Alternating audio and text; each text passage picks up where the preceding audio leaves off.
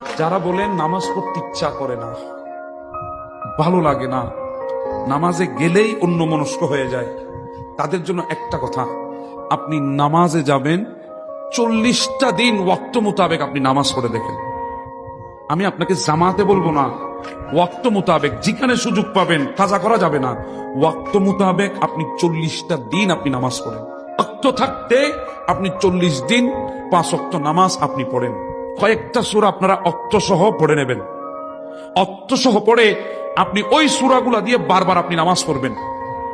যেমন আপনি যদি বলেন হুজুর আমি সূরা কাউসার জানি, সূরা ইখলাস জানি, হ্যাঁ এই 2টা সূরা আপনি জানেন, এই 2টা সূরার আপনি অর্থগুলা জেনে নেবেন, জেনে এই 2টা সূরা দিয়ে আপনি 40 দিন নামাজ পড়বেন। যত রাকাত হয় এই 2 সূরা দিয়ে পড়তে থাকবেন, অর্থগুলা আপনি মুখস্থ করে নেবেন।